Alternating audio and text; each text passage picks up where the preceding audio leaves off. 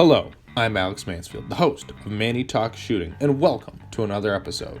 This is the shooting podcast where I talk to individuals all across the shooting industry. We'll talk competition, self-defense, concealed carry. If you like this content, check out our YouTube channel, Manny Talks Shooting. And without further ado, let's get to this episode. Welcome back, everyone. Welcome back for another episode of Manny Talks Shooting, the shooting podcast, where I talk to whoever I want to because I can, because I'm free. So it's okay. We'll listen along. It's going to be a good one. Today's show is always sponsored by Go Fast Don't Suck. So go check out Bill at gofastdon'tsuck.net or Go Fast Don't Suck on Instagram, Facebook. They might even have Twitter. I don't know. I don't Twitter or Twatter. So, hey, is as it goes. So go and check out, get your memes, your dry fire targets, your merch, whatever you may need. Bill's probably got it. So go over to gofastdon'tsuck.net and show him some love. Without further ado, let's get to today's guest. You've already met him on a couple weeks back, but it's going to be good. We've got Mr. John Bautista on the show. How are you doing, John? Doing fantastic over here in Cali. Yep, little California. Your own little piece of heaven, right? Or hell, as you know, if you look at it from a different perspective, it could be heaven and hell. Yeah, you never know. I mean, it's always warm, so you don't have to worry about getting cold. You can shoot all year round. Criminals run free and amok. Yep. It's kind of a give and take kind of state. Yeah, exactly. So for anybody who actually doesn't know who you are, who is John Bautista and how did you get shooting? Oh boy, who is John Bautista? I am a random, middle of the nowhere, nobody accountant who somehow decided to pick up competitive shooting from a buddy of mine in college. That same friend I randomly hooked up with someone not as more of CCW USA in more of the California SoCal area who does CCW training classes, certifications. Got hooked up with him, and then it kind of spiraled downhill from there. Went to the range with them on one random Saturday. Told me I need to bring a vest or some long shirt for concealed shooting and shot IDPA, and that kind of started that whole shenanigans of where I am now. So they tricked you into shooting IDPA. Yeah, and here's the best part.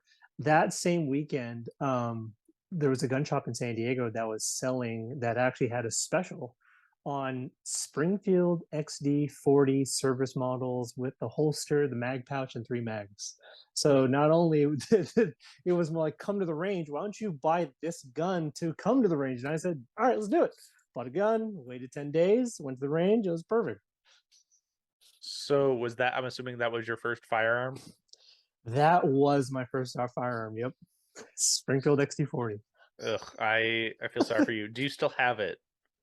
I have it somewhere in the safe. It's kind of like in the bottom of my safe with all the rest of the guns I don't shoot anymore that just serves as weights for the safe. Right, yeah, so it's less likely to be stolen, right? I mean, they might look at the bottom of that safe and like, why is there like a Skittles bag of just guns down there? And I'm like, I mean, you can have any one of these. I really don't care. I don't use them anymore. Exactly, yeah, they're taking up space. You need to offload them, right? True. So you shot your first IDPA match. How long did it take you to go from IDPA to shooting USPSA? Wow. Okay. So we're bringing back some history here. I do remember that I started shooting IDPA on and off at around, I want to say like 2011, 2012. I was just kind of like the weekend warrior guy. Like, hey, friends got a match. Let's go.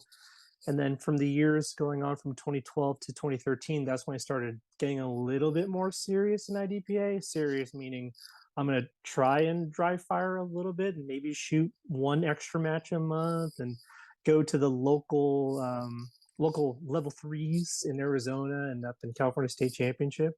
And I think I took the plunge in USPSA right around 2014. God, it's been that long, 2014, 2015.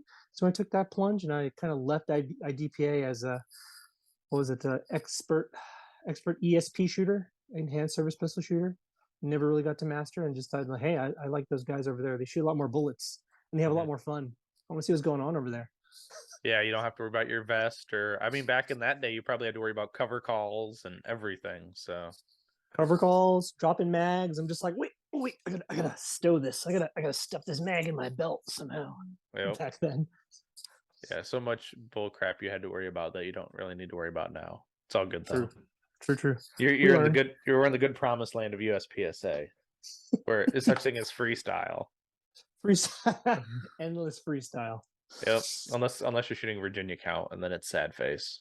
And then you get IDPA vibes again, going like, "Why are we doing this? Why exactly are we doing this exactly?" Because class fires in standard stages. True. Yeah, that's right. Got to keep some limit on some people sometimes. Yeah, you gotta rein it back.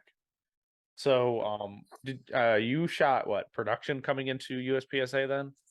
No. So, like everyone else, I looked at my Springfield service model and looked at everyone else, going like, "They got some cool guns over there." And kind of in between my transitionary period between IDPA and USPSA, I bought a CZ75 single action only. So I shot ESP with that gun. And then when I jumped over to USPSA, I went instantly into limited for like 2 weeks until I bought my first CZ SP01 Shadow, the first of many CZ SP01 Shadows. You have all of them. That's so if you can't find an SPO1 Shadow, it's probably at John's house. Oh, it's actually my fault. I ended up buying 6 of them. Yeah, I had 6 of them.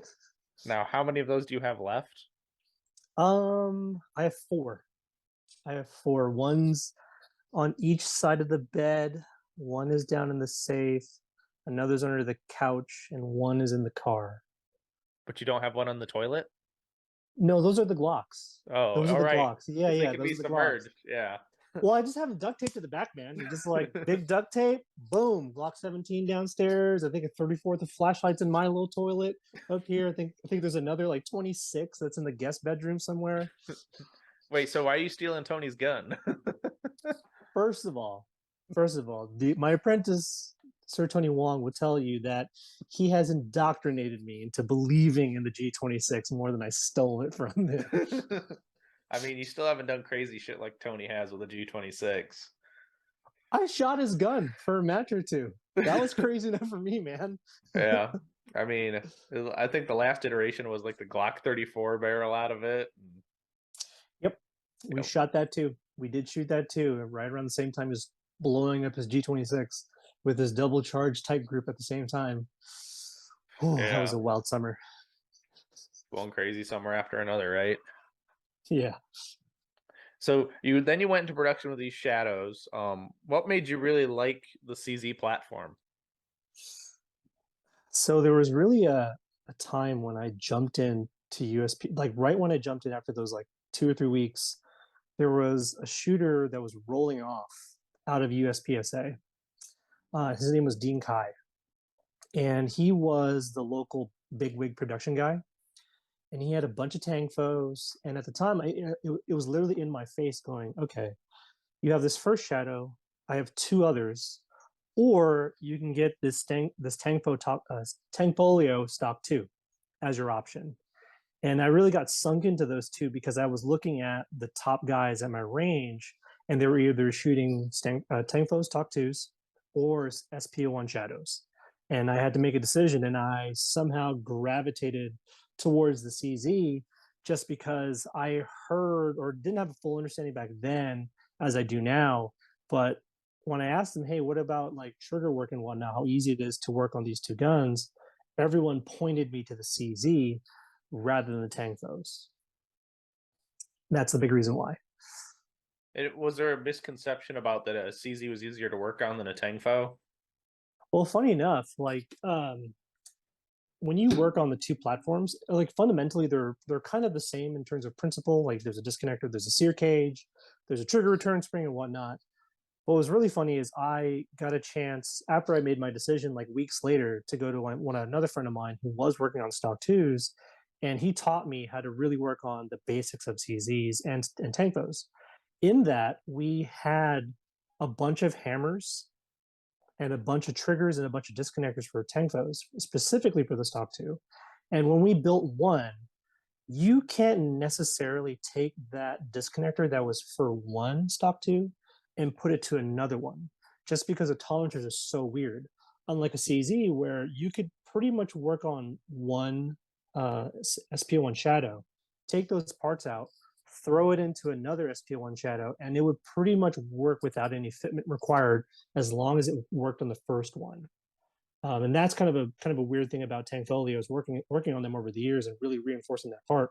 Tangfolios tolerances are a little bit awkward, where like even if I were to take a Bolo disconnector, one of like the really special zero reset for the Tangfos, and put them in like 3 different stock twos or 3 different extreme threes, one of them might work, the other 2 may not work at all. One of them might be dead. It's so painful to work on Tangfos for me.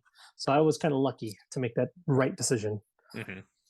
So if you were shooting a Tangfo, you'd have to have one gun. You'd have to pretty much smith a whole gun and then smith a whole nother gun without being able to swap parts. Pretty much. Oh, so yeah, that's unfortunate. That's unfortunate. But you're not shooting SPO1 shadows anymore, are you?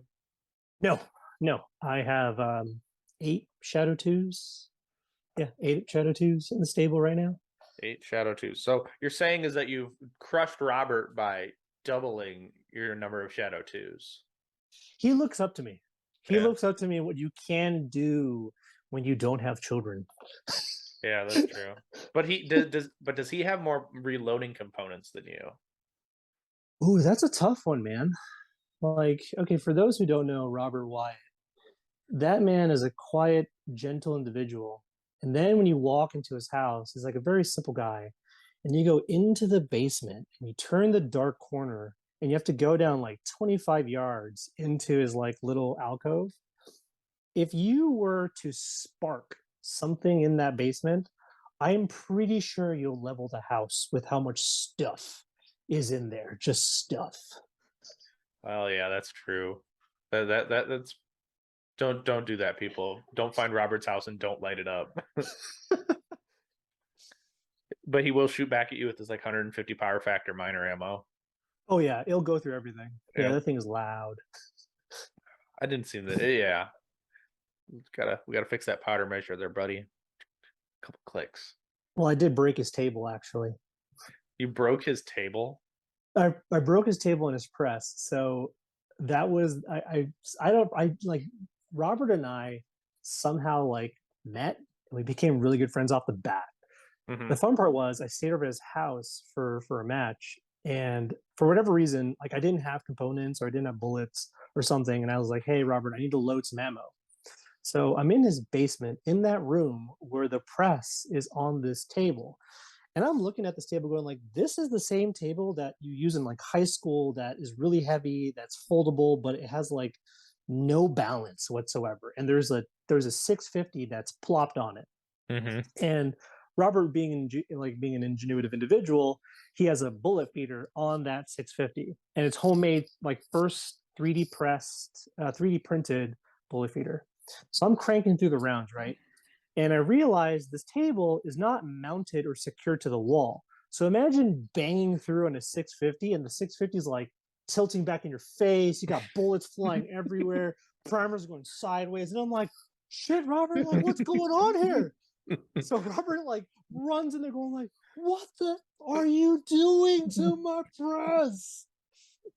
Yes, I definitely broke that table. But now, since he has learned that a Filipino will break his shit, he has properly secured the table to the wall. That'll never happen again by anybody. I just thought that was rule number 1, table to wall.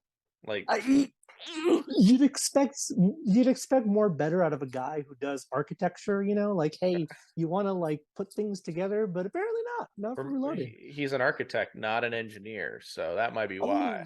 Yeah, that's true. He dreams up the work but doesn't do the hard work. Wait, but the engineers really don't do work. They just think they do the work too, though. So I mean, that's also true. It's a circular cycle of people who think they do things but they never do anything. Mm-hmm. They only do like a quarter of the puzzle. So the engineer gives them the plan, and then you're like the architect's like, okay, now how do I make this not look like shit? And then they give it to a guy from Home Depot to actually do the actual work, going like, hey, nail this to the wall. Perfect. Yep, exactly. That's so true. Sorry, Robert, but it is how it is. Sorry, buddy.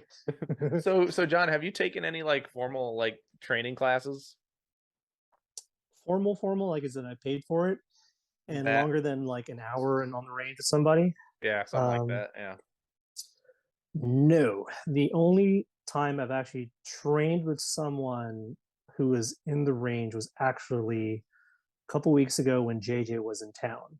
I had an opportunity to be with JJ and a buddy of mine, and we trained on the range for a couple hours, and I got to see a training regiment from him to my buddy that was already scheduling time with JJ. But before that, not really beyond like my friend who introduced me to CCW USA, who is a trainer. Like he more or less kind of like got me in a row with like how to hold the gun, don't point it at anybody, and how to work the 180 side of things, but not specifically to go through like techniques and advancement and whatnot. No one really. Mm-hmm. Okay, so if you're talking that JJ was in town, so I'm assuming you're referring to Miles. Yes, Okay. I am. Okay. And if anyone doesn't know, John did a really good video with Miles on Tactical Hive on what was it like was it on the 180 itself, or was it like safety in USPSA? Yeah, we wanted to see, he wanted to make some safety videos in general for competition shooting. And we saw that 180 safety rules was kind of like a big thing that's really hard to describe to people, especially like if you're new or like you have no idea what to look for. So that's the video that we did with Tactical Hive was competition safety and the 180 was the topic. Mm-hmm. If you didn't know, I think Miles puts out like a video a day. It almost seems like, or every other day. It's like I always get a notification at some point throughout the day. Oh, it's crazy. Like Miles is doing things with Tactical Hive that's amazing in the shooting community because it's bringing in lots of information that's everywhere, but also trying to like put it out so that's like palatable every day for like a couple minutes or a couple hours. Like you can read into it, listen to it, and really kind of get more information out there if you're a shooter. Mm-hmm. Oh, absolutely. And just adjustable bites and good form content that's not a bore or Yeah, I too don't know. long. Yeah, exactly. If it's not entertaining and doesn't sound good, no one watches it. Hmm. So you're shooting with some Shadow 2s. I was really surprised because you're still running a Red Hill tactical holster, even though everyone's like throwing those in the trash. Yeah, I do. I would have to say my Red Hill tactical holster was one of the original ones that Robert King worked on, and Mm-hmm. it's really good. I think maybe over time when Red Hill kind of expanded a little bit, I can see where the quality has kind of kind of got there in the middle. But Mm-hmm. every Kydex holster is Kydex holster, unless you're Leif because he works on it himself. So another good holster company that I'm looking at potentially is GX Holster with Leif over in Area 5. He's a really good guy. He does it all by hand, and he's kind of maintained that high quality Kydex holster that I would buy if I Mm-hmm. had an option. Yeah. Well, and yeah, Leif's a good dude. He definitely makes a quality holster. You do wait for your purchase, but it's worth the wait. Fit, the finish, the lock mechanism's really cool. Mm-hmm. Yeah, I have a Blade Tech kind of and the Red Hill kind of on deck, and I used the Blade Tech for a couple weeks. And holy crap, man, that Blade Tech is way too flimsy. It bends. It doesn't do what a bucket should really do. So I can't wait till get my order in with Leif. Mm-hmm. Or just buy one. Well, I don't know. Not that won't necessarily true. You just hopefully you can buy those buy sell and trades. Ooh, Shadow 2 holster. You know how rare my holster is going to be? I mean, can you find a left-handed Shadow 2 holster in the country? Probably not. I know there's one in Utah. There's one guy. There There's is one one guy. guy. There's one guy that I might have to like chop his legs or something, and I might be able to get it. That's true. That is kind of true. Sorry, Robert, you have no holster now. It's all good though. So, do you have any? You were shooting production for a while. Are you having any plans to return back to production? Oof. If production 15 becomes a thing, I'll be back. I'll be back. Till Now, then, probably not. well, that's true. So why would it have to be production 15? Well, looking at it from like the gamesmanship, production and limited are very like similar divisions where production limited, you could, as a production shooter, chasing limited was always the goal. It was Mm-hmm. like a benchmark. And with if they made production 15 a thing, it would expand on the possibilities of what you can do with production. Like before, we had to reload between every array or port or two ports. With Mm-hmm. 15, then it's like I only maybe need to reload once during the stage, a good reload. And if I'm good with my irons, then I could probably be not on par with optics, but I will definitely be on par with limited in terms of like the gamesmanship of everything. It Mhm. brings it that much closer, which makes it far more exciting. It does. Now, would you think that you could do it has does it have to be production 15, or could we say fit the box, stuff as many bullets in that magazine as it fits within Oh, the if that box? happens, if that happens, I'm in. If that happens, I'm in. Now, would do you think doing that would kill limited? Ooh, I think at this point, man, like we are at a weird spot with the way that the industry is going. That limited in production are kind of it's on life support, anyways. Hmm. And I think that might be the nail in the coffin if we think about it from a kind of a new shooter perspective. If they could literally take their gun out from wherever they bought it from, stuff it all the way to the brim, and not worry about like which division I belong to, just like, hey, go and have fun. That would definitely, I think, might kill off limited. Hmm. But there will always be those diehard people reloading 40 because they just want to shoot. They have 40 gun. They have limited guns. So When it'll. you spend that kind of money, man, like when you spend that kind of money, Mhm. I can see why. I can see Yeah. why. Well, that's true. I mean, just like tax sports. It takes a dying breed to like a tax sport. Yeah, that's also true. I have one of those. I don't think I've used it in like years. Just scavenge parts off of it. It'll be okay. If I could find it, it's somewhere in there. I don't know where it is. That's why you put air tags on everything.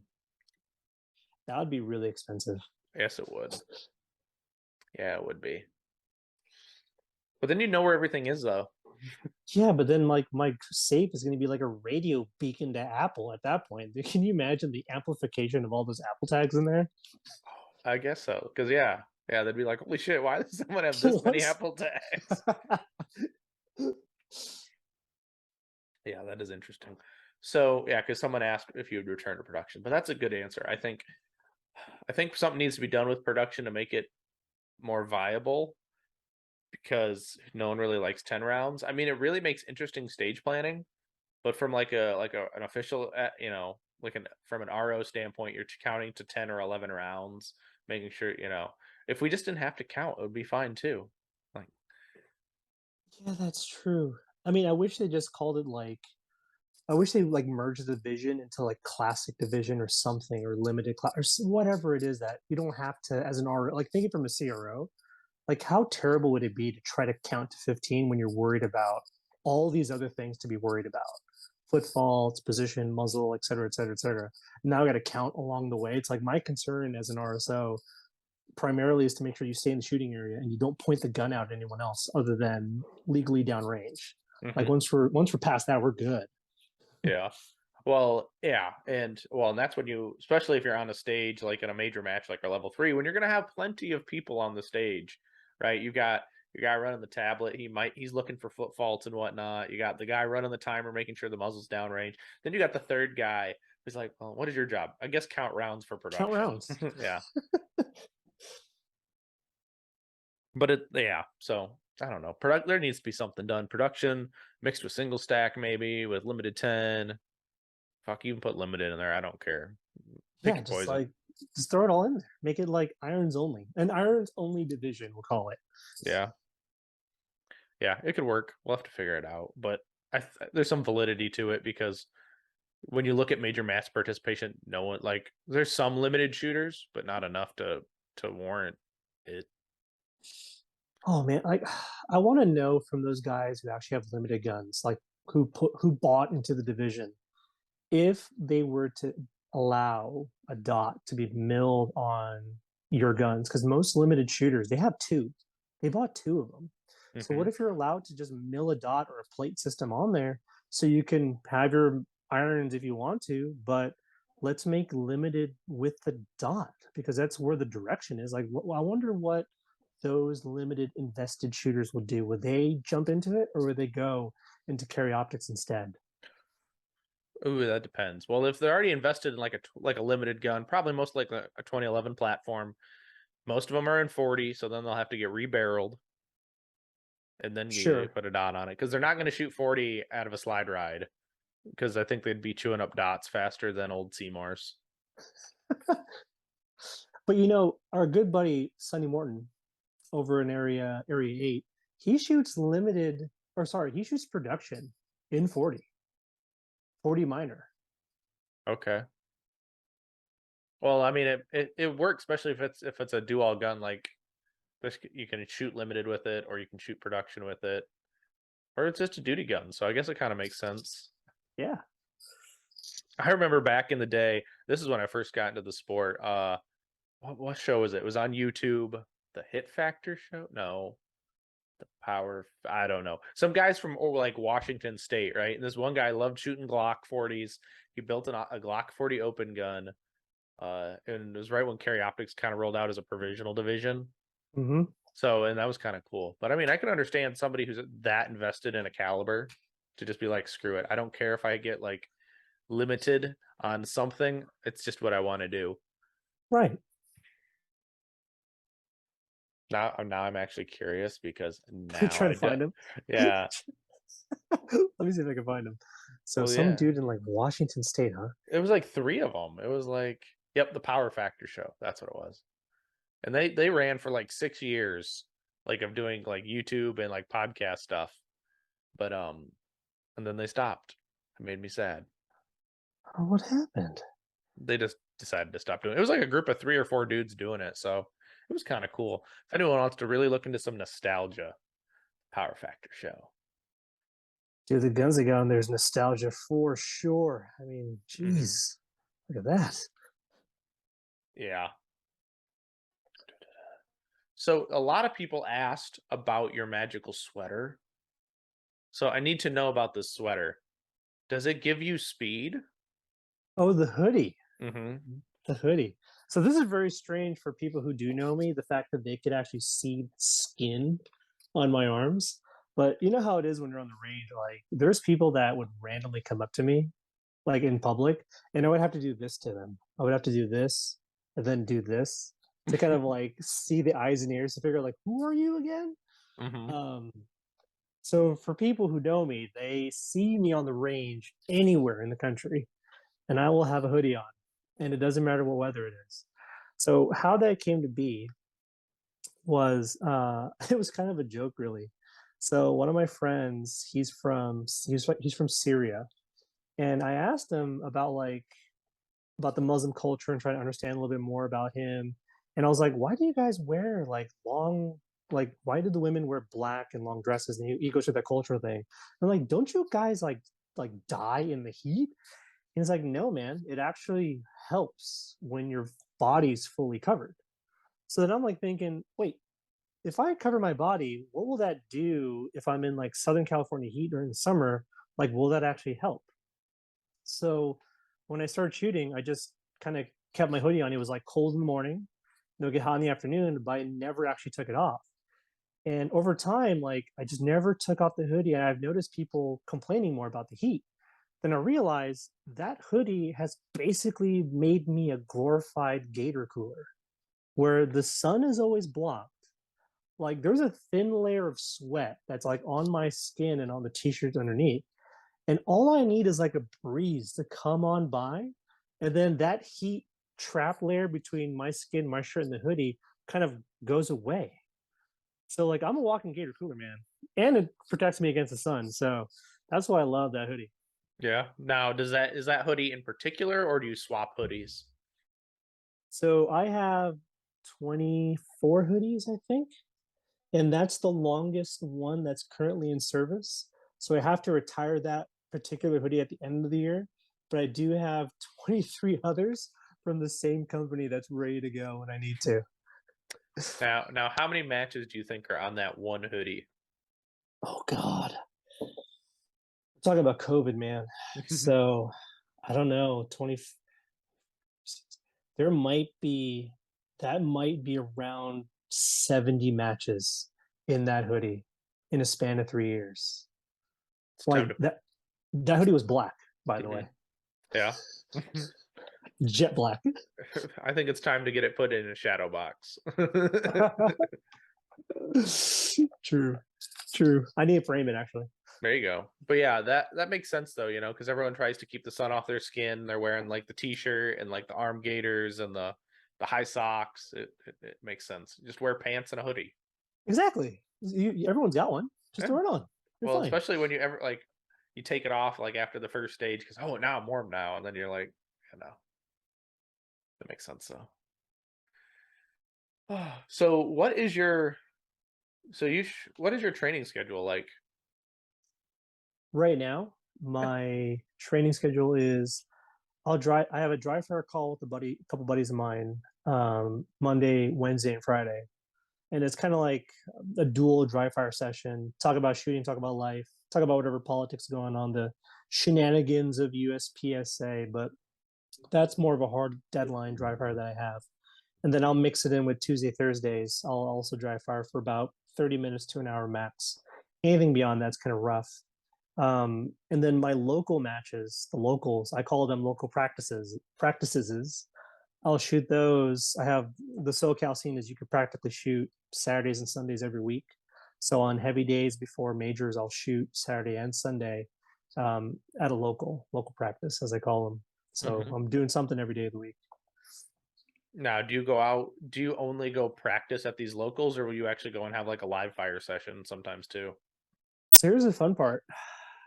Being in SoCal, we don't have the gift like a lot of you guys back east do of being able to get in your car, drive 30 minutes to your local range and set up whatever you want.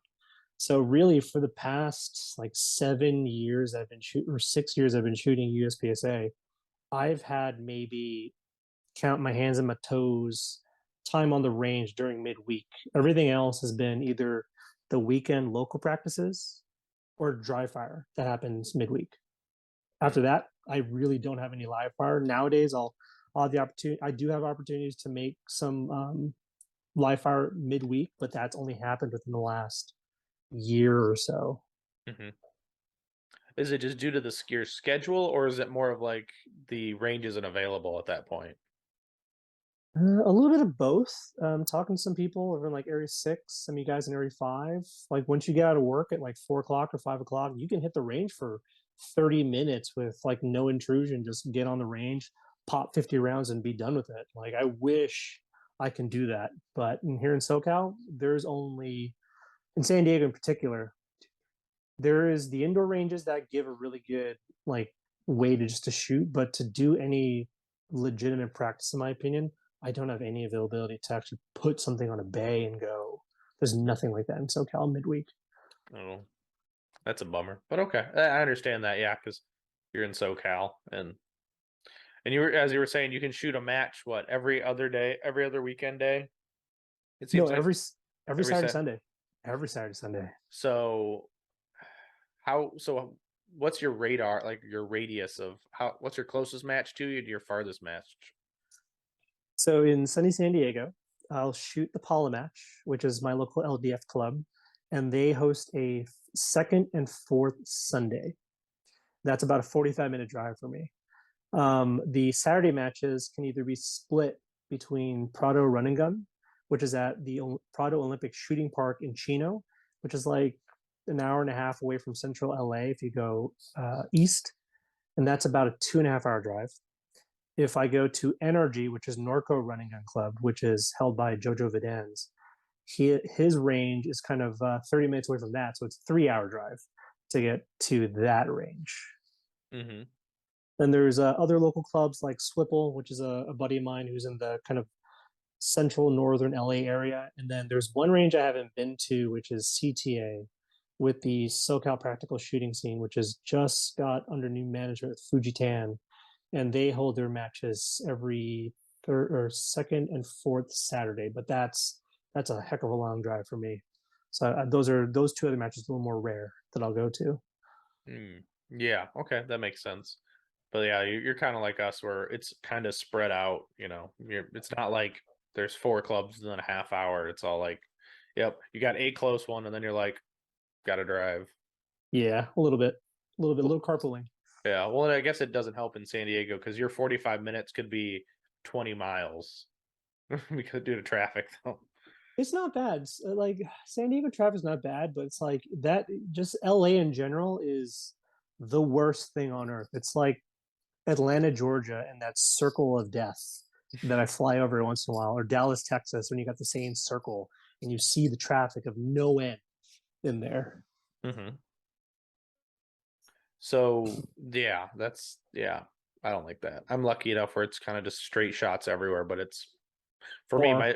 yeah, still an hour drive to get to the range, which sucks. But it's the best range around, and I'm okay with this. You got a good range, man. You got a good range, good club, good management, good people over there. You guys are lucky. As much Yeah. as we're lucky in SoCal to have kind of the same thing. Good. We got a good crew of people, like a lot of unsung heroes on that range that really make that match tick, which not a lot of people realize, I don't think. Mm-hmm. So you're coming back next year, right? Oh yeah, dude. I have to redeem myself of the garbage performance that was in Area 5. Yeah. Well, you still beat Robert, so that's okay. I think it was more of he melted down so hard after like the first three stages. Oh my god, I gotta send you like we were trying to do this like two Mormon Brothers podcast, and I was like recording like little tidbits of progression through the match. One of my videos is like Robert after shooting a stage just turns around and beelines it to his bag, and then he takes his ear protection off to put on two earbuds on top. And I'm like, Robert's no good right now. Robert's no good. And then I come up to him and he's got T Swift like on blast where I can hear it through his headphones as I'm approaching towards him. That must have been in an unsafe listening condition. I think he was really mad, man. I think Yeah. he was kind of mad or it didn't matter. Well, I guess that's better than leaving the match early, right? I'd That's true. it's like, well, go calm down to Tay Sweezy. Well, thank you everyone for making it this far in the episode with John Bautista. I greatly appreciate it, and I just needed to pop in here and let you know that we have some awesome sponsors of Manny Talks Shooting. I want to formally invite you and tell you that we now have a discount code for Dominate Defense for their Mach 1 speed belts. So if you have been thinking about pulling the plug on getting the best belt in competition shooting for USPSA, you need to go get it. Stop what you're doing. Type it in, dominatedefense.com. Buy yourself a Mach 1 speed belt combo and use the code Manny Talks 10. That's right. Manny Talks 10, MANNYTALKS10 for Manny Talks 10. So go check them out and you won't be disappointed and you'll be glad that you did it. And tell them with using that code that Manny sent you. It's just a way for me to show you some love and show some love to Dominate Defense. So that's kind of awesome. Also, don't forget, we've got a code for DivTech for the best 3D printed magnets on the market. You can go to divtechshop.com, use Manny Talk Shooting for 10% off your complete order. So, without further ado, let's get back to the show with Mr. John Bautista. But yeah, so yeah, you'll have to come. But this, I guess, is a good point of when Robert asked, "Why are you called Delta Force?" Oh Jesus, that's a story. That's a story. All right. So if I'm not mistaken, this was 2018 Barry's Utah State Championship. And why don't you go on practice score? I'll go on the same time. You and I will go on a practice score competitor to look this up. But it was 2018 Barry's 2018 Utah State Championship, and this is like I want to say 2 years after I left IDPA. So I left IDPA 2014, and I just got my G card like maybe a couple weeks before that. And there's a side progression in how that came to be in 2 years in USPSA. Anyways, um, I knew Robert from the 2017 Nationals where we met for the first time, and that's where I was staying at his house, and that's when I broke his press or nearly broke his table in his bedroom because I needed that bullets for the Utah State match. Mm-hmm. So Robert recommended, "Hey, dude, sign up for the squad. Just sign up for it." And I didn't know who was on it. Till I went to the match and I was hooked up with uh, Bob Crow, Charlie Perez, Billy Nix obviously was with Bob, always with Bob, Mm-hmm. um, and Kenny Terry. Kenny Terry's on that stage. So I got those three G's in limited, like going to crush Utah State. And here I am with my black hoodie, being the brownest person on that squad, going like, "Hi guys, how's it going?" And I don't know what happened, dude. Like I shot the first stage, and I just went balls to the wall after Robert described me who these people were. And Charlie Perez looked at me, going like, "Dang boy, you want to check those hits?" We go around, and I swear to God, I got like 4 or 6 delta on the first stage that day. And then Charlie's like got his hands crossed, looking and going like, "Jesus, he's fast." And Bob Crow was looking at me going like, "I don't know how you're doing this, but you're making it happen right now. You haven't missed yet." So midway through the day, and we shot, I believe, all day Friday, dude, I racked up like 12 deltas in the first like half of the day. And I was going as fast as Bob and Charlie. I was just trying to keep up time with them. And it was funny because Charlie or Bob would go to the targets, and they would yell out, "We got Charlie Delta over here!" And you would hear Charlie walk to like the furthest target because he wants to see what the hell those hits are. And all of a sudden, you go like, "To Delta!" from like the end of the day. And from that moment, midway during the break, Charlie Perez has blessed me with the name Delta Force because he couldn't believe how many shots that should have been Mike's that were somehow Deltas, and how many Deltas I was just hitting because they were Deltas all day. Mm-hmm. Yeah, you walked away with 23 deltas on the match. Yeah, Tony, I think I have more Deltas than some people have Charlies, possibly. Yeah, I mean, you did have the fastest raw time in production though. So, I mean, that's you. I mean, like you beat the production winner by like 30 plus seconds. I still came in third. That's how garbage I shot it, man. But dude, I had such a good time. I had such a good time shooting that match. Yeah, and only came away with 5 mics. And I think that's when the House of Speed was born. Yeah, Very early in the theory, but didn't go full House of Speed until I met Tony Wong. yeah, Outrunning. Can you outrun the scores is really what's going on. exactly. Well, yeah, and you can run to an extent you can outrun bad hits and even no hits. You can outrun them.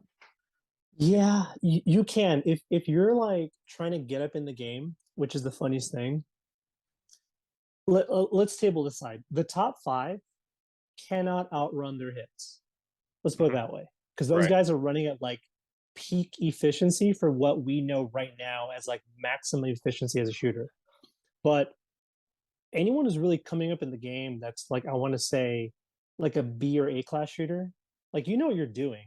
You have like a decent regiment, but for whatever reason, you decide to shoot safe and think that's progress. Mm-hmm.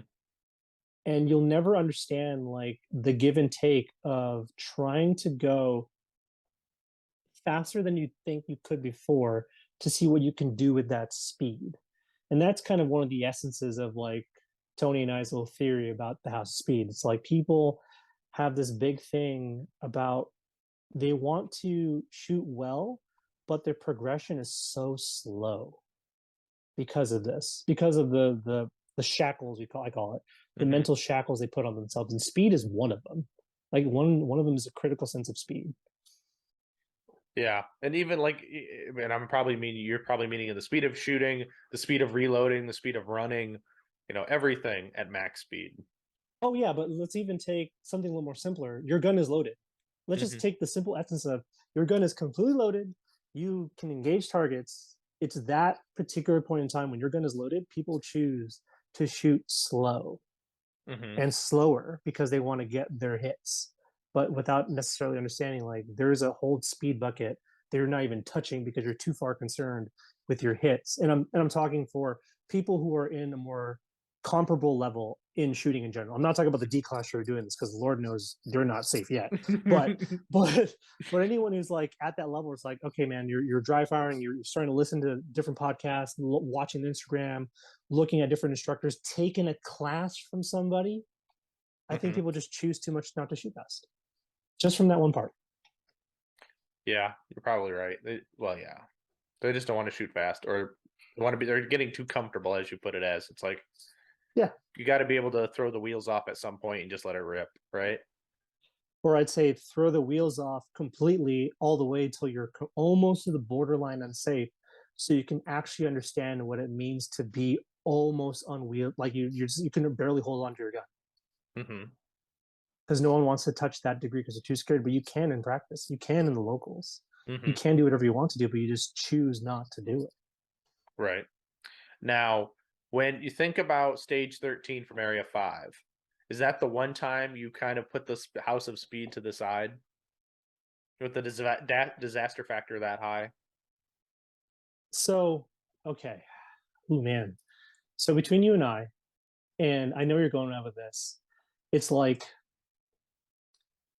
when you have stages that are high disaster factor, that's when you know what your max efficiency is for a certain target. So if Mm-hmm. you break down every single target and isolate it on a one by one basis, like this is a target 15 yards skunk. If I were to give you that target and time in the world going, I want you to shoot as fast as you can, eventually you'll figure out, okay, this is what I like, this is what I want, this is what I want. And at X speed is what I can do to get 2 alpha on it. But that's if you were to take what I mentioned in terms of going as quickly as possible, until you do that, you won't know what that is. So Mm-hmm. everyone has this kind of misconception of their cadences per target, and they're kind of half guessing most of the time, and they're going off a feeling. While most people who are like upper echelon, they probably can't describe it from like a mathematical standpoint, but in their mind, that cadence factor that they have, they know exactly what speed it takes to hit every given target individually for Mm-hmm. that stage. While people are still for everyone else, people are still hunting for it, and they're kind of like, I hope I do this correctly, instead of thinking about it from an isolated target by target by target basis, going like, I can do it. I can do it because I know what to do. Right. No, and I understand what you're saying, but and I'm not trying to discredit the House of Speed in that regard, because at some point there are those stages like 13 where you're like, okay, it's a bunch of mics or a bunch of no shoots. Hey, you never know. Well, the better question is, did you beat Max Michel on that stage? You know what? I think anyone who thought about signing up would have beat Max Michel on that stage. Really, Probably. that was a terrible stage for him. Yep. Terrible. That now I'm really honestly curious on how many people zeroed that stage. You know, I'll look too. I got to see for myself. That was a rough one for a lot of people. Yes. Scrolling. Sorry, listeners, but you have to say. Oh, God! Yeah, I forgot. There's more shooters. Well, for as we're loading this thing up, so there was something we talked about on the side on a couple side chats, Mm-hmm. and we're kind of interested to understand what is the optimal feet per second for a SIG X5, because a lot of guns have an ideal feet per second in terms of the bullet going down the barrel. Like every major rifle has this. Any Right. KRS shooter will tell you, like, my rifle likes X. What does each gun like in terms of feet per second? Because when you look at the chronograph, some dudes are running like subsonic ammunition and skating on by on the power factor scale. Like, they're legal, Mm-hmm. but from a gun efficiency standpoint, is that the best speed for that bullet for that gun? That's what I want to know. Was that the thing that hurt him? Max Michel, I mean, was that Yeah, the thing that hurt him?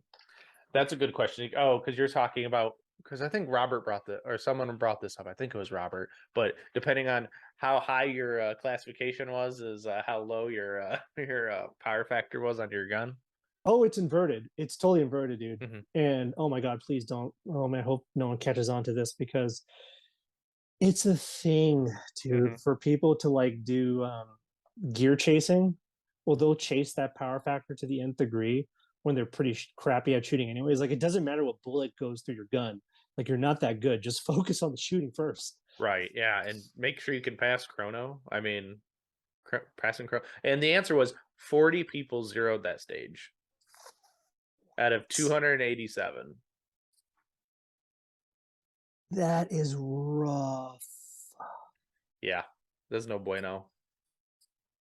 Well, as I flip through the people itself, I mean, you got 1M, you got a sub minor shooter, carry optic shooter M that zeroed it again, probably because his bullets were sub minor. Not going through the gun properly. That's probably why he went down. And you know what? He's a buddy of mine, and his first stage was chrono. Yo, that's rough. If you went sub minor at a match like that, would you shoot the match if you started on chrono? Dude, if I got sub minor in a match and that was the first thing, I would go ape crazy on that area match as much as I could. Like, I would try to break all the speed records. Like, there's no way a PCC was going to get me on time that day. I would try as hard as I could just to have fun. Yeah, that would be kind of fun. Oh, that was rough. That's rough. That's your buddy, huh? Yeah. Trying to scroll this chrono. What did it say? 124. Oh my God. 115s or 114.9s? Yeah. Oh. Was it plated bullets? Is that what happened? I think they were plated bullets. Sorry, bro. Not even 115.5 would save him. That's rough. 124.7. Dang. You know what powder he was using? No, but I can tell you the manufacturer of that ammunition after we're done here. Okay, ND, I got it. We will not speak in public of this, but that sucks. I'm sorry, bro. Yeah. I'm very sorry. But he shot the whole match and he had fun. And luckily enough, he was our last shooter he was the last shooter of our last squad. So I was like, cool. I don't even have to pace for this. Let's go. I mean, he looked like he had fun, man. I am very happy for him. I mean, that's probably the one instance that was kind of forced upon him where there was absolutely no pressure whatsoever, that he could just go for it. Yeah. Like, there's no worry in the world.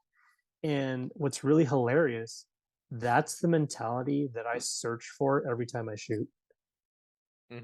Like, not nervous, not scared, not amped up, not too crazy, just even keel with a little bit of confidence. Kind of like if I got DQ'd at the match because I went sub minor, but I just got to shoot it just because. Yeah. No pressure. Yeah. That no pressure would kind of be nice. Just go let it rip. Oh, he definitely had fun. So yeah, I mean, that's all why we do this. It's for fun, right? We are competitive nature. We're all kind of type A in some aspect, but we all just want to have fun.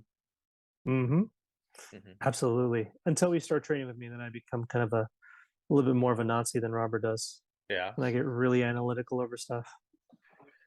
But that's a great little segue. How many dots of yours has Robert broken? We're going with the stories today, bro. All right. So Carry Optics was a provisional division in 2015.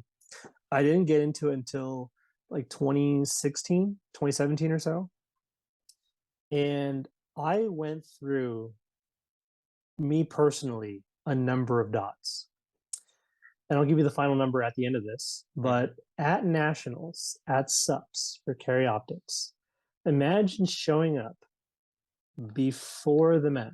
So I think this was like a Thursday, or I think it was a Thursday, probably Thursday. And we're at the test bay, which is like around the corner from the vendors where SUPs was. And it's like, it was a little bit of a 50-yard walk, and then it's like inside behind the vendors. So Robert and I, we walk up and we see the super squad kind of roll through, do their tests and whatnot. They just happen to be there walking stages.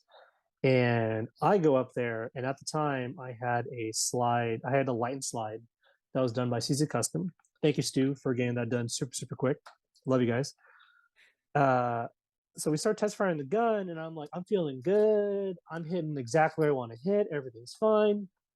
And then I decide to go, hey Robert, why don't you shoot it just in case? I just want to see, third party hand, see through my gun, see if it works. So Robert goes up there. He's happy as a clam. Oh yeah, got this. Do. Bang bang. It's going quiet for like 10 seconds. I'm like, Robert, what happened? I can't find your dot.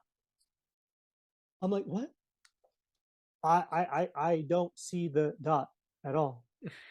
Excuse you? Give me that gun. I get a racket. I can't see the dot anymore. So I'm clicking through the dot, trying to figure out like what the F is going on. I go through, dot's dead. Dot's completely dead. Put a new battery in, dot is gone.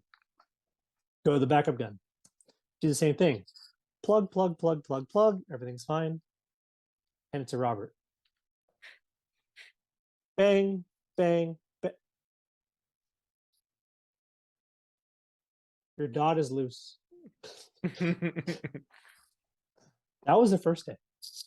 So imagine you're on right before nationals and you're trying to find out, does anyone have any blue Loctite? I'm texting everyone. No one's got blue Loctite for whatever reason. No one has, like, everyone has red. I don't use it. So I go to like Home Depot, I get their blue Loctite, and then somehow like mid call, I get information that a buddy of mine has 2 extra slides that he's not using. So I plug them in there. I use them. So I shoot the match with his stuff. Everything goes okay. So around day 2, and I'm about to test fire again, and I shoot. Bang, bang, bang, bang, bang. Everything's fine. I hand it to Robert. He goes bang, bang, bang. Dot's dead again. This son of a bitch breaks my 2 slides, breaks another guy's slide. So I'm in the match with like another like 3 people. I'm on like my third person slide. I got my other buddy's slide, which I broke his dot. So in total for 2017, I've broken 11. Robert has attributed to 3 of those deaths off of 3 different platforms too. We're not talking the same platform. Mm-hmm. He broke multiple dots with multiple companies, and I've broken 11 already. Oof, that's rough. That's a lot of dots. No one was safe in 2017, man. I went through every manufacturer. Matter of fact, like when I call one of them, they know me by name. Like they just know like my information. They're like, we'll get it to you a couple days, no problem. You just say, hey, this is Delta Force. I think he saw the Carl ID going like, who is this asshole in San Diego calling again and why? What is he doing to our products? Well, you ship them back and they're like, oh, they died. Well, it kind of reminds me of Area 4 / what was it, Georgia State. You guys happen to fix those dots came loose on that match too. Oh my goodness. So first of all, if anyone's out there who's thinking about planning a match, the best thing ever, which we're going to do this year, I try to find matches that I can shoot on the same weekend in 2 different states. Like if there's an area match and a state match and they can happen on the same weekend, I'll do it. Like in this case, we're going to be flying out to the Atomic Blast and the Carolina Classic. So Tennessee State, and North Carolina over in Salisbury. That's going to happen on the 2nd week of September. It's going to be fantastic because they're so close. It's a drive across the way. Anyways, Georgia State and Area 4, we shoot Area 4 with Blanton and that whole crew, and it was a great time. And we're on the high of the weekend, right? We just shot Area 4. We got ourselves some cream soda, some ice cream, and we're having a great time. We go off into Georgia State, and Robert notices that like, dude, like somehow in like the 8th stage of the day, we shot Georgia State all day, like somehow in the 8th stage of the day, like the dot was getting loose again. Like, what the hell? And I'm like, dude, that's you. That's not me. And of course I curse him, right? And so let the Mormon gods be the Mormon gods, but they strike my gun immediately afterwards. I shoot the stage and I'm just like, I'm hearing like a little rattle. I'm not sure what it is. I'm still hidden. Afterwards, as I unload, show clear, and stick in the holster, I hear this dot came loose. So on the same stage, both of us are looking at each other going like, shit, our dots are loose. Our dots are loose. We start asking the RO, like, hey, do you guys got anything?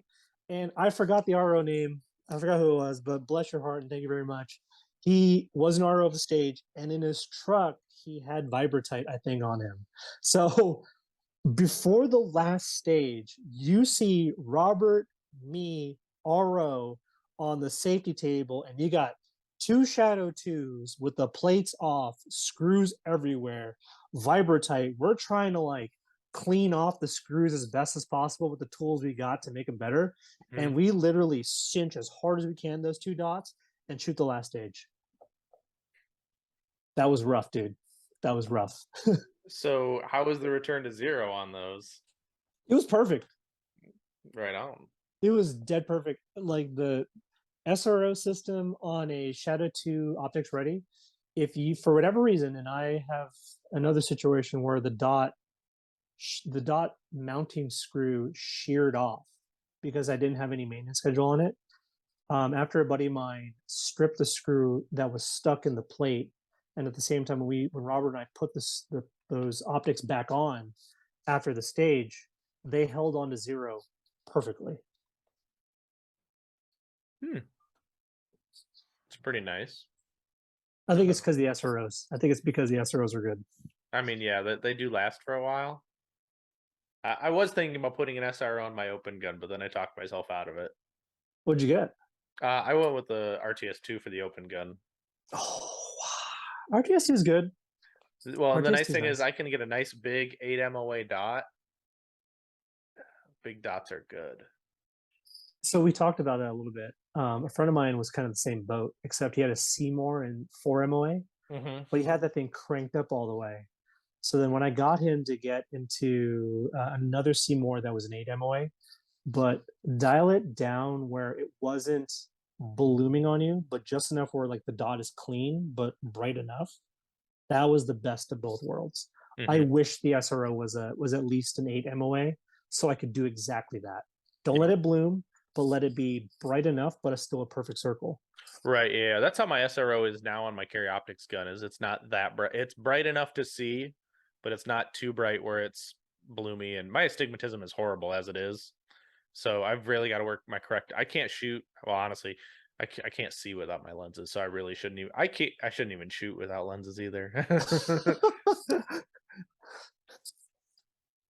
But it is what it is. But yeah, I went with an 8 MOA, but I'm gonna I don't turn my dot all the way up. The people who do that, I don't quite understand because it kind of I could honestly see where it attributes to a dot focus instead of a target focus. If you've got the dot too bright. Which is nuts. Which is absolutely nuts. Yeah. I don't understand that part. Like, why would you want to stare at the dot all day long? It's like you're having an optic for a reason. Why did you want to do that? The funny thing is, a buddy of mine, we were talking about this. He has astigmatism too, and he went the reverse way. He actually got a smaller MOA dot, like a 2 MOA, but he cranks it all the way up. So his stigmatism, kind of like the way his stigmatism works, the bloom allows him to see it a little bit better, but it doesn't like cover everything. I guess it's not crazy in his eyes. Right.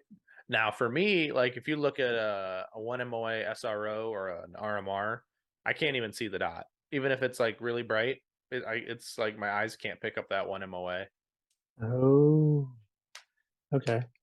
But it's just everyone's eyes are different though, and that's my thing. It's like someone will be like, "But you got to get the 1 MOA." I'm like, no, it's not worth me to be struggling to find the dot in the first place. Can't even see it. Yeah, so I'll just shoot with these irons, right? Because no one said you had to turn the dot on in carry optics. You just have to have an optical sight mounted to the slide. Mounted, right? Like all you need is like a window, and that's it. You could have like a CNC window, and that's all. Yep. Yeah, but so I did get one more question from Mr. Brian Levy about Area 4. Okay. Will his 1,000 lumen flashlight be good enough for food pictures?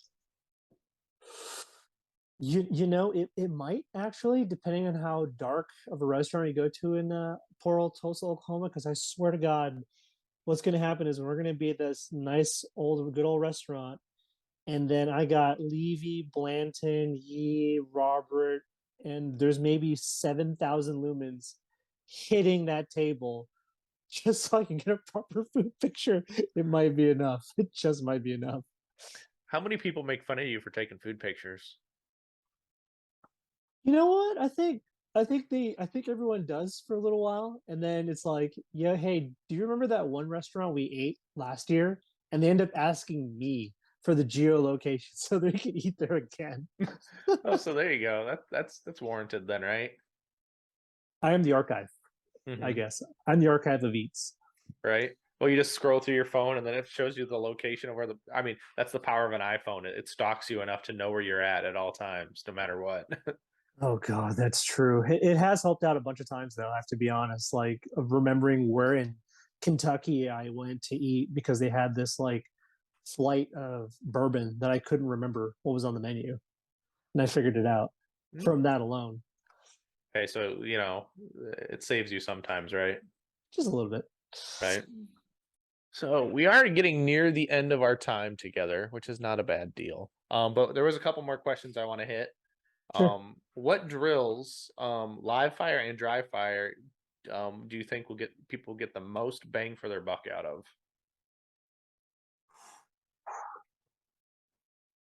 Live fire and dry fire. So this is going to be more relevant to anyone who's been seasoned in USPSA for at least a year or IDPA. Take your pick. I mean, you got your gear figured out at a minimum. You're shooting one gun regularly that's your go-to. Um, a drill that would really help out is start to stand away from standing and shooting, standing and reloading. That's probably one of the biggest things. Um, you can actually do, if you take like the accelerator drill, for example, and start to stand away from the shooting area and having to get into the quote unquote shooting area and perform the accelerator drill, that's probably one of the best drills that you can get into to figure a lot of stuff out. After that, I would say, ooh, man, I do like the doubles drill to a point, but when you're just standing and shooting rounds and like stopping the doubles, that doesn't make sense. That's why I love that accelerated drill because it's pretty much the same process. Yeah, I mean, I would just say stop standing still and dry firing. That's probably the biggest one. If you take any drill you got, having to move off the X to get into the shooting area, you're going to get 10 times more bang for the buck than standing and drawing and reloading. That's Mhm. my thing. I'd agree. Yeah, because a lot of people, they can hose and burn on like standard stages and stand and shoots, right? But when it starts to getting into like a field course, they have issues with movement and shooting on the move because they're so used to static work. Here's one. Here's a simple one that requires a little creativity from anyone who's listening. So, in your local or area match or whatever match you've been to, there's probably one or two positions that really tested you for whatever reason, mentally, physically. You weren't there. You just weren't there to execute properly. But if you can take the essence of that shooting position and somehow morph it into dry fire or live fire in your next practice and start attacking on what you hate instead of thinking from a drill perspective, that's probably another really good way to accelerate deliberately in areas where you suck and you suck.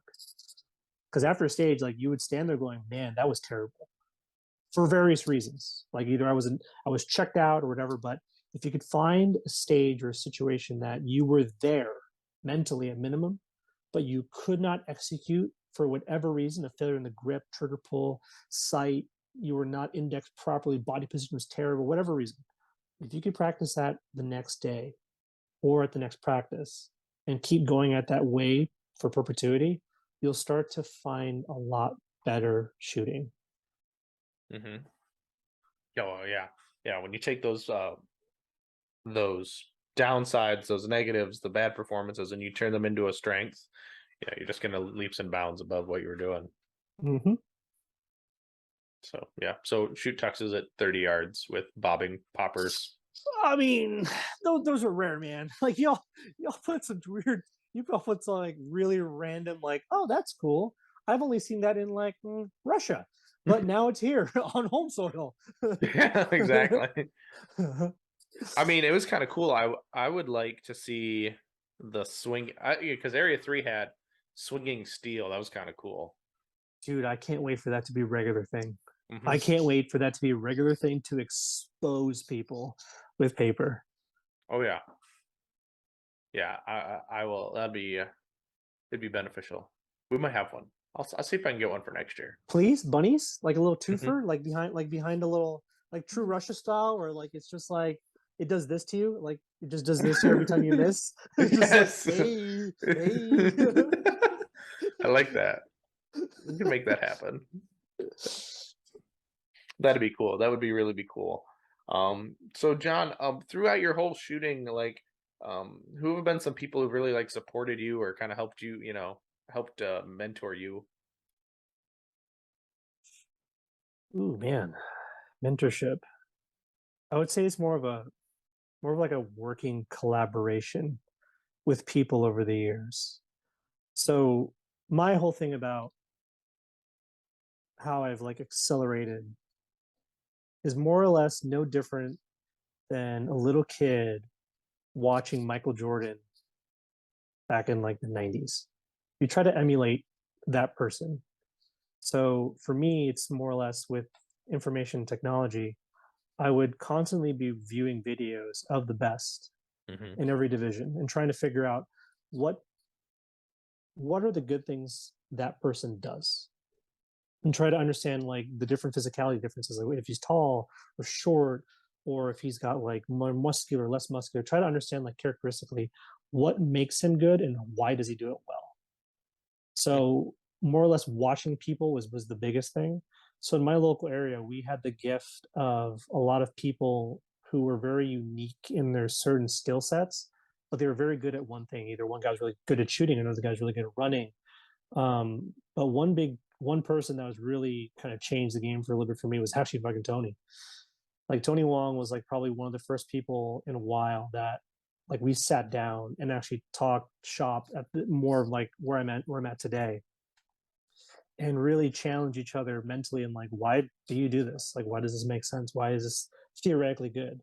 So if you could find that person that could really question your game and to the point where he's almost like attacking you personally, but he means it in a good way, like those are the people you want to hang out with or try to get more information from because they want the best out of you. But after that, before that, I would say just trying to figure who the best is and trying to emulate them and try to pick up on what they do well is what's been the biggest thing for me, the biggest cheat code. Oh, that is a good way to put it. And yeah, and having those intellectual conversations that not taking it personally when he tries, he's trying because Tony, he's trying to decipher everything out of whatever anyone's doing. Yeah. So that's really cool. I like that. I like that a lot. Do you have any official or some non-official sponsors that we need to give some credit to? A big supporter over the years has been Gallon Bullets. Like Eli in the Utah area, Gallon Bullets has been the one since 2017, 2018 that has helped me tremendously throughout my shooting career. Like those guys have supported me a lot. And they've gone through a lot of struggles. They've gone through as anyone has had during COVID, but those guys have been the best. In my local scene, the gun range in San Diego has also been a really big help. I mean, in California, there's really no support out there. So I have a local range that's owned by a cop that's really helped me out, give me range time when I can. And also the dudes over there too. So it's more like a symbiosis relationship. They gave me range time and I haven't been there in a while, but I got to go back there and help those guys as much as possible and try to give them my knowledge to make every range dude in San Diego a better shooter. Like that's my own personal goal. It's like these guys shoot in the range, but getting them to practice more effective rounds down range has always been my goal in terms of working with other people. Mm-hmm. Well, that's really cool. That's a good method. If I can talk now, my tongue's not working. But anyway, that's a really good thing to be doing and giving back because I mean, without giving back, the sport kind of crumbles. So yeah. Well, John, I really want to thank you for coming on. This has been fun. We get to know a little more about you. We get to pick on Robert some more because that's half of the fun of life is picking on Robert. That's true. He's trying to convert me. Yeah. The next time I go to Utah, I swear to God, there's going to be a Bible It's gonna be a Bible right next to me. He's gonna be like, "Hey, John, let's go to church. Let's seal the deal." It's a little too. It's like it's too early. It's Sundays for sleeping, Robert. Sunday for sleeping, Robert. And he's like, "He's don't worry. He has a kiddie pool in the back. He has a kiddie pool in the back for me." Yeah, exactly. That's been awesome. Well, thank you, John, for coming on. It's been a real big blast and fun. If listeners, I hope you listened and learned from this, from John, and been able to peel some information out of this conversation where we had fun and laughs. So listeners, I do thank you for listening. Until next time, get out and do things, and I will see you on the next one.